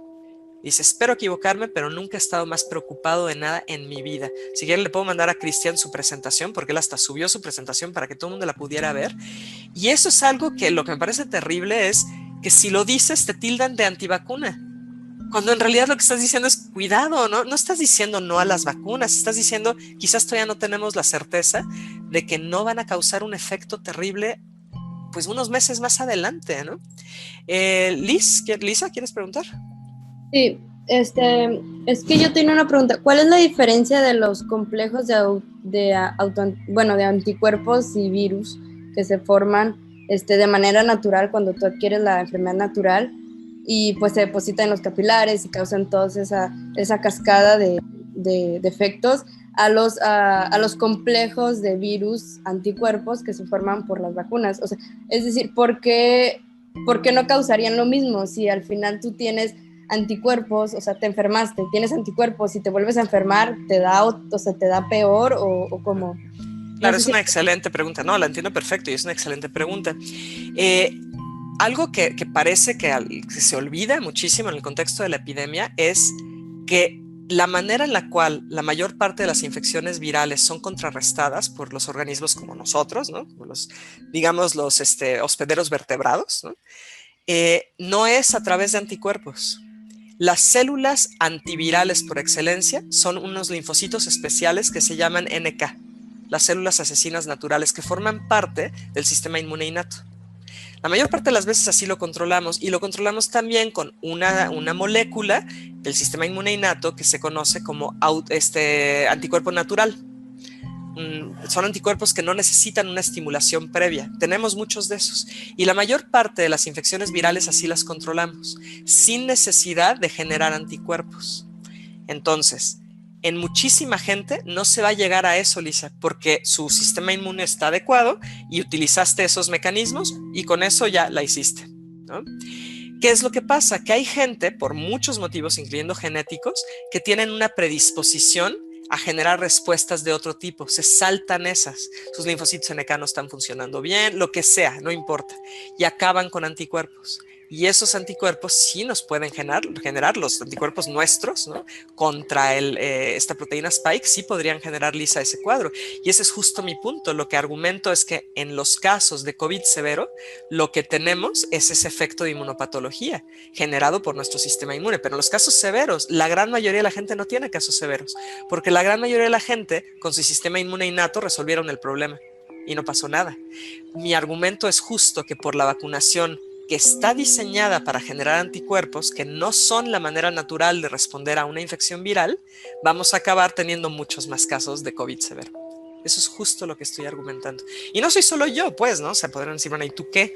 Más bien yo me veo un poco como la mensajera, digamos, ¿no? O sea, yo estoy leyendo información y con el conocimiento que tengo lo estoy juntando y son muchas personas las que están diciendo, tengamos cuidado, pero está siendo ignorado eso. Ahora, me parece serio. Ajá. Sí. ¿Cuánto duran esos anticuerpos? O sea, se supone, te calculan, creo, 3 meses, 4 meses con anticuerpos en tu sistema. ¿Cuánto duran tanto los de la vacuna como los creados por ti sin vacuna? Claro. Porque es un porcentaje muy alto. Aún así, la mayoría, creo, con una enfermedad que se infecta del virus, crea anticuerpos. Pues no tanto, ¿eh? En realidad, más o menos está como en un 50% de las personas infectadas que acaban generando anticuerpos. Es decir, hay una cantidad equiparable de personas que utilizan las otras respuestas, como las que te acabo de comentar, que pueden ser linfocitos citotóxicos o estas células NK, ¿no? El asunto es, esos anticuerpos naturales se ha visto que empiezan a declinar como a los 3 meses, ¿no? Más o menos, y empiezas a perderlos. Hay gente que dura todavía 6 meses con ellos, ¿no? Pero los anticuerpos en general los perdemos, eso ocurre. Tus células de memoria quedan, pero perdemos los anticuerpos. Sería carísimo estar todo el tiempo generando anticuerpos, ¿no? Entonces se pierden y eso es normal. Pero los anticuerpos vacunales no sabemos cuánto tiempo van a durar, porque toma en cuenta que para llegar a generar anticuerpos de manera normal, así, sin vacuna, digamos, de manera inmune por una infección normal, lo que estás haciendo es activar muchos efectores diferentes y se hablan entre sí y modulan entre sí la respuesta inmune. Pero cuando a ti te inyectan la vacuna que fue diseñada para activar específicamente anticuerpos, estás sesgando esa respuesta. Estás ignorando todos los otros efectores. Entonces, es predecible, aunque no tenemos esos datos, que estas vacunas van a hacer que esos anticuerpos duren mucho más tiempo. Entonces, el escenario es tremendo, sobre todo considerando que hay nuevas variantes del virus y que incluso ya se vio que hay una baja afinidad de los anticuerpos vacunales contra estas nuevas variantes, al menos contra la variante sudafricana y la de América del Sur, que no embona bien, es justo eso de la manita. Entonces, estamos nosotros generando un escenario que potencialmente puede ser desastroso. Ahora, ¿cuál es el problema? Que clínicamente es indistinguible el COVID de una respuesta de inmunopatología. Entonces, ¿cuál es la lectura? Va a haber más casos de COVID, otra vacuna. ¡Oh, demonios! Más casos de COVID, otra vacuna. ¿Y esto cuándo va a acabar? Eso es lo que es terrible. Alguien preguntó, Delmer, ¿tienes? Ya contesté. ¿Y la vacuna de influenza por qué no realiza esta reacción si también muta? Fíjate, Arturo, que la vacuna de influenza es un poquito diferente porque el virus es bastante diferente. El virus de influenza sí es citolítico para empezar. Entonces, a diferencia de SARS-CoV-2, que tiene el daño citopático que causa es mucho menor. Entonces, en el caso de la vacuna contra el virus de influenza, sí estás resolviendo en buena medida el daño que es generado por el efecto de replicación del virus, cosa que en SARS no es el efecto de replicación per se, sino la inflamación. Son dos cuadros bien diferentes. El asunto con la vacuna de influenza no es tanto que el guante le quede medio suelto, es que no le queda, porque el virus de influenza, no solo muta, también acuérdense que ese virus, como tiene un genoma segmentado, reparte segmentos diferentes, tiene un reacomodo. Entonces ahí ya no es me quedó flojo, ya no embona. Y ese anticuerpo no me va a causar un problema. El problema es cuando queda flojo. Entonces con influenza no es ese problema. No sé, Arturo, si te respondí. ¿Sí? ¿Cuál es la solución? No, pues yo no la tengo. O sea, me encantaría decirles cuál es la solución. Lo que creo es que necesitamos un diálogo urgente, que las autoridades, ni modo que no sepan eso. O sea, ¿cómo? Fauci no sabe que escribió él como primer autor en el 2014 eso. ¿No saben ellos de que el año pasado hicieron una reunión donde dijeron sí, las ADE son un riesgo? O sea, ¿cómo? No lo puedo entender. Tiene que haber un diálogo entre la comunidad médica que exija a las autoridades de salud de nuestro país sentarnos y hablar de esto. Y que no se valga decir, no hay nada que discutir porque la OMS ya dijo que son seguras. Eso en ciencia no se vale. Eso se llama argumento de autoridad y equivale a decir, hazlo porque te lo digo yo que soy tu madre. Yo no sé cómo sean sus clases ahí en su facultad. Puedo asegurarles que cuando yo doy clase, espero no haberlo hecho. Ahorita hay al menos 2 estudiantes míos que están viendo esta clase. Espero, si me equivoco, por favor, corríjanme, pero intento jamás decirles, es así porque se los digo yo. Pues no. O sea, ¿cómo? ¿Qué clase de científica sería? Esta es la evidencia, ¿no? Esto es lo que tenemos. Discutámosla. Entonces, que digan las autoridades de salud, no, son seguras porque ya lo dijeron de la OMS. No, sorry, eso no es un argumento. ¿Por qué la comunidad médica no lo está exigiendo? No lo sé. O sea, eso más bien sería mi llamado a ustedes, como jóvenes médicos que están a punto ya de salir, ¿no?, de la carrera, sus profesores, las sociedades de médicos. Exíjanlo para tener claridad, porque al final, pues son ustedes quienes recomiendan o no la vacunación, son ustedes quienes tratan a los pacientes. Yo creo que eso es algo muy importante para ustedes desde ahorita, el acostumbrarse a siempre ser críticos. No decir, voy a dar este producto porque me dijo la farmacéutica, dalo y ya está. A ver, espérame, ¿no? Yo voy a leer al respecto, voy a ver qué causa. Eso me parece importantísimo. Doctor, una pregunta. Sí, ajá. Adelante. Entonces, en base a lo que acaba de mencionar acerca de la influenza, ¿cuál sería quizás el mejor modelo de vacunación contra un SARS? Porque mencionábamos que hay diferentes tipos, ¿no? Por eso, algunos utilizan vector, algunos utilizan mRNA. Entonces, quizá para SARS, ¿cuál, según lo que usted conoce, sería el mejor modelo quizás para combatir un virus así? Si la premisa es que queremos controlar la epidemia con vacuna, si esa es la premisa, entonces yo pensaría que la que menos riesgo tiene de generar estos problemas sería una vacuna subunitaria, pero que no se enfoque en toda la proteína spike, que utilice únicamente los cachitos de la región peptídica que se une al anticuerpo y más de uno, que sea múltiple, para dar más oportunidad de que si hubo cambios en estos sí agarran. Eso es lo que yo recomendaría, pero ninguna de las vacunas que ahorita está siendo contemplada para la autorización es de ese estilo, lo cual es una pena. Ahora, ¿por qué? Pues porque son mucho más caras. Y pues ahí tienen la respuesta. La más barata es la de RNA mensajero. Es baratísima. La cobran en un ojo de la cara. Israel está pagando $45 por cada vacuna de Pfizer. Es una locura, $45. Imagínense lo que eso implica. ¿Cuánto está invirtiendo nuestro país en esto? Si tu premisa es esa, Dan. Si tu premisa es hay otras maneras de controlar, bueno, eso ya es otro asunto, ¿no? Vacunas que estimulen la respuesta de los NK, Mauricio. No, en realidad no hay vacunas que estimulen eso, porque forman parte del sistema inmune innato. Más bien lo que necesitamos es asegurarnos de consentir a nuestras células NK. ¿Cómo hacemos eso? Con vitamina D, con sol, comiendo bien y sobre todo durmiendo bien. Es decir, que tiene que ver, tienen un ciclo circadiano las células NK. Les choca cuando no dormimos bien y empiezan a alterar su función. Esa sería la mejor manera. Iba a preguntar a alguien algo. Doctora, ha visto que las propias farmacéuticas no garantizan la efectividad de sus vacunas, pero por todo lo como se produjo. Pero esto es siempre o ahorita porque es algo emergencial. Y si esto tiene que ver con lo que usted acaba de decir, que de alguna manera ellos saben lo que puede causar. Yo creo que lo saben, ¿no? O sea, obviamente eso es mi creencia, ¿no? No tengo los elementos, no trabajo yo para ninguna farmacéutica, ni soy infiltrada como para decirles, sí, tengo esta información. Yo, por lógica, digamos, lo más parsimonioso es, pues sí lo saben, porque, por ejemplo, hicieron esa reunión, ¿no?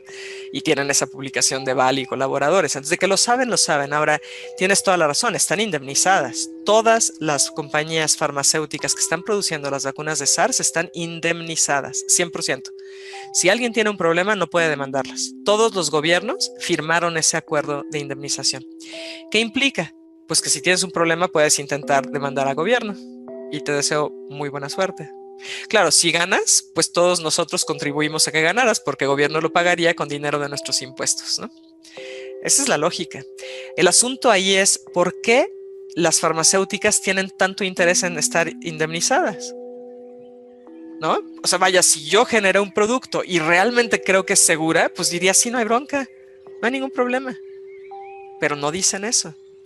Entonces, esa ha sido un poco la tónica de muchas farmacéuticas en el pasado. Y en algunos países sí han logrado indemnización, en otras no. Pero ahorita es generalizado a nivel mundial. Ninguna compañía farmacéutica se hace responsable. Por otro lado, al todavía ser autorizadas por emergencia, ahí estamos en un limbo legal. ¿Por qué? Porque el que tú aceptes ponerte la vacuna implica que tú estás aceptando participar en un experimento. Y si tú participas en un experimento, no puedes realmente pedir compensación. Es un vacío legal. Entonces, pues está medio gacho, ¿no? Y dirán, bueno, pero el riesgo de que te ocurra algo es muy bajo. Hoy, de hecho, lo dijo Fauci. Hubo una entrevista entre Eugenio Derbez y él, ¿no? Y él dijo, bueno, pero el riesgo es muy bajo. Sí, de esas reacciones adversas inmediatas. Sí, es bajísimo que te dé una reacción anafiláctica, sí. Pero lo que más preocupa es lo que pasa cuando te enfrentas al virus después. Y de eso no están hablando nada. Lo están ignorando olímpicamente. Y quienes tendrían que estar preguntando, no lo están haciendo. Gracias, Doc. Y otra pregunta, no sé si todavía se puede. Sí, claro. Es que todavía no he entendido muy bien porque, por ejemplo, en Brasil o Inglaterra sí se pudo producir las variantes y en otros lugares no. Se pudo producir las variantes. ¿A qué te refieres con eso? Bueno, como que tuvo el ambiente. No sé por qué ahí si tuvo variantes así más, en África igual, más como que visibles, por así decir. Y Variantes más severas. Ok. Es una respuesta complicada. El virus está cambiando muchísimo. No tengo aquí a la mano la liga, pero se las mando vía Cristian. Hay una página donde ustedes pueden ver todas las variantes genéticas que han salido a la fecha de SARS-CoV-2 y son más de 50,000. Es una locura. O sea, es común que cambie. Eso es lo que hacen los virus de RNA por su polimerasa, que tiene la tasa de error, de identificación de error, pues mucho más laxa, ¿no? O sea, se les van a cada rato errores. Entonces, eso es normal. ¿Por qué algunas variantes son seleccionadas y fijadas, o sea, a través de selección natural? Porque pueden transmitirse más rápido. Es decir, aquello que permita que el virus tenga una ventaja va a ser lo que va a ser seleccionado, pura evolución, ¿no? Entonces, imagínate, algunas mutaciones podrían volverse mega malditas, vamos a decir eso así. Una mutación que haga que el momento que te infectas, se te mueren todas las células, vamos a suponer, ¿no? Pues esa no va a tener mucha oportunidad de transmitirse porque te mata demasiado rápido, ¿no? Pero aquellas variantes que sí tengan esta posibilidad de transmitirse más rápido, pues van a ser seleccionadas. Y eso está pasando en todo el mundo. Pero ¿qué pasa? No todo el mundo está secuenciando. Para esto tienes que secuenciar al virus y eso es caro. Entonces hay un sesgo en los países que están haciendo una secuenciación. ¿Quiénes? Inglaterra, Alemania, Estados Unidos, Brasil. México lo hizo en Guadalajara un ratito y ¡ah, milagro! Ya apareció la cepa jalisciense. Pues claro, y si lo hacemos nosotros en Querétaro, les juro que va de repente a haber variantes y en todos lados. Es normal. La pregunta es cuáles de esas tienen una relevancia biológica. Y la pregunta es cuáles de esas le van a quedar bien a tu guante. Porque ahorita ya estamos vacunando de manera masiva. Y ese es el problema. Ese es justo el documento que le voy a pasar a Cristian de este doctor Van der Boschke, que dijo aguas, o sea, de verdad, ¿no? Y a mí me llegó mucho cuando dijo él, nunca he estado más preocupado de algo en mi vida. Porque si eso lo dice alguien que es antivacuna declarado, que ha escrito libros, pues a lo mejor dices, bueno, pero este es alguien que trabaja en la industria de las vacunas desde hace 25 años y está diciendo, cuidado. Él ya le escribió a la OMS, y nadie lo pela. Lo cual es terrible. O sea, de verdad, ojalá que el mensaje que quedara con ustedes con esta charla es uno decir, ok, la historia es un poco más compleja, la moneda sí tiene dos lados, me emocionó lo suficiente para yo ponerme a leer eso, porque no le voy a creer porque ella lo diga, voy a leer esas publicaciones, voy a ver qué es lo que dicen, y luego decir, yo, como parte de la comunidad médica, ¿cómo puedo apoyar? ¿Qué puedo hacer? ¿Qué quiero hacer? Porque ya una vez que saben, eso sí no les dije, creo que debería haber empezado la conversación con eso. Una vez que saben ya no hay vuelta atrás, lo siento mucho. Ya no pueden hacerse los que no saben. Y es un poco lo que me pasa a mí, ¿no? Muchos colegas me han dicho, ¿por qué no te callas, no? Y me ven así como la tía incómoda de la universidad. Pues porque no me puedo callar. Porque entonces me vuelvo cómplice. Es un poco eso. ¿Sí? Delmer, sí, claro, les paso, si quieren les paso todos los artículos que mencioné en la charla, se los paso en un correo a Cristian, y si ustedes tienen de repente alguna duda o algo, pues sí me pueden escribir, está mi correo institucional, que es mi nombre, karina.acevedo.whitehouse@wac.mx. Tardo un poquito en contestar porque se pueden imaginar que estoy recibiendo una cantidad de correos, entre ellos amenazas y mentadas de madre, que esos no los contesto, esos los ignoro, pero sí me estoy tardando un poquito, ¿no?, en contestar. Entonces, pues digo, gracias por la clase, espero que haya sido esto lo que esperaban y que pues por lo menos los haya movido de una zona de confort y que se sientan con ganas de investigar más, ¿sale? Excelente, doctora. Una Gracias. cosita antes de terminar. Está con nosotros el doctor Cristian Aguilar, es el director de la Facultad de Medicina de la Universidad de Montemorelos, y también está con nosotros la doctora Cristina Carpintero, es ginecóloga, directora del Hospital La Carlota, allá en Montemorelos también. Y la pregunta va dirigida justamente a eso, ya que usted habló de los nanolípidos, de los PEG, del polietil S. Polietilenglicol. Polietilenglicol. Y una de las teorías conspiranoicas que escuché en internet, que leí, es que ese nanolípido está asociado a infertilidad.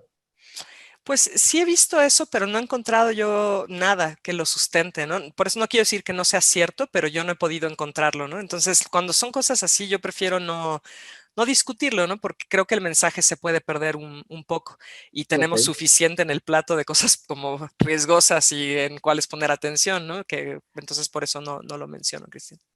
Bueno, está bien. Pues si tienen alguna otra pregunta, chavos, lo ponen aquí en el chat o en el correo para enviárselos a la doctora. Queremos agradecerle su tiempo, nos pasamos un buen. Sí, entonces, excelente. Entonces, pues nos vemos la próxima semana. Gracias, Cristian. Gracias a todos. Que les vaya bien. Muchas gracias, doctora. Gracias, doctora. Gracias, doctora. Gracias, doctora.